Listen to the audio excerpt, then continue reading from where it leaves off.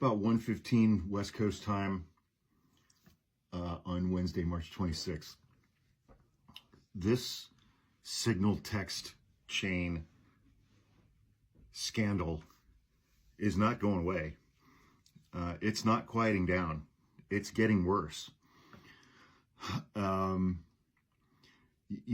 Waltz, the national security advisor who invited Jeffrey Goldberg to join this text thread, is saying that he's never met Jeffrey Goldberg, never had any interactions with him. So, of course, reporters have been digging up photos of the two of them together. Clearly, they've met. Marco Rubio is distancing himself from this as fast as he can. He's like, hey, I was just on the text thread. I only contributed 2 things. No sensitive information at all. He's trying to, in a very subtle manner, shift the blame to Pete Hegseth.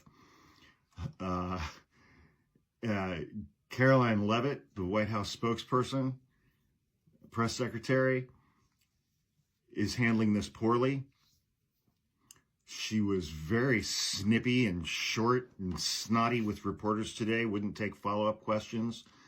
And then we have, I think she's from Illinois, Senator Tammy Duckworth, said flat out, Pete Hegseth is a fucking liar and he needs to resign in disgrace.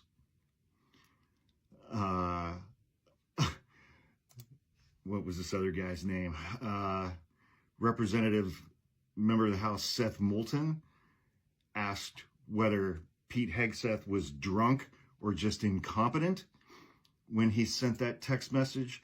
Any number of military experts has come out and said that there is absolutely no way that this information was not classified, that Pete Hegseth included in his text about what jets were leaving when, what drones were leaving when, what weapons they had. That information is by definition classified. And Tom Nichols, who worked for the Department of Defense for 25 years, taught at the War College, he made the point that this information that Pete Hegseth included in his text to this text thread, he's like, that information did not exist on any non-classified or non-secure device within the government.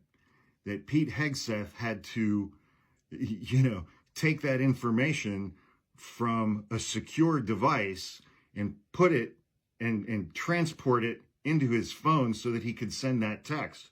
It did not exist outside of secure devices and secure facilities. And so Pete Hegseth proactively took classified military information from a secure device in a secure location and put it into his phone, his cell phone. And I was just watching Tim Miller on Nicole Wallace's show.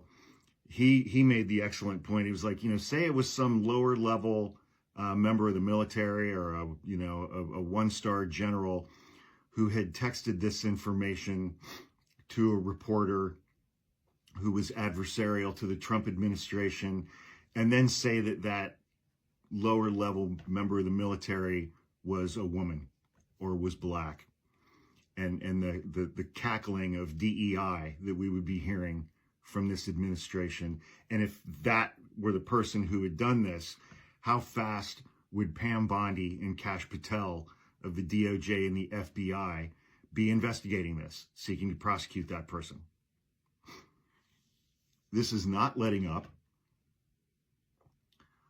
This is not slowing in any way. It's getting worse by the day as all of these Trump administration's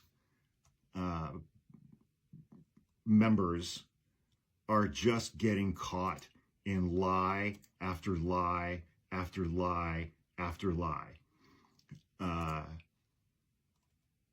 It's being reported that top Senate Republicans are starting to have buyer's remorse about having voted to confirm Pete Hegseth as as Secretary of Defense. Gosh, if only somebody had told them before they voted to confirm him that he was an incompetent boob, that he was wholly, entirely unqualified for this position.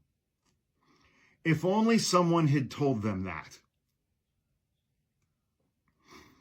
And that's the thing. That's the thing here, man. Every single one of these United States senators on the Republican side, they knew that they were voting to confirm a man who has absolutely no business anywhere near the Secretary of Defense's office. They knew that he was wholly unqualified for this position. They knew he was allegedly a drunk who used to show up to work drunk, according to his former co-workers. He had been credibly accused of rape. He paid off his accuser and held her to a non-disclosure agreement and prevented her from speaking publicly about that incident during his confirmation process. They knew all of this about him. And they voted to confirm him anyway because that's what Donald Trump wanted. This is not going to go away. This is not going to lessen over time. This is going to continue to snowball day after day after day after day until Pete Hegseth is gone. I don't think Trump even has control over that right now.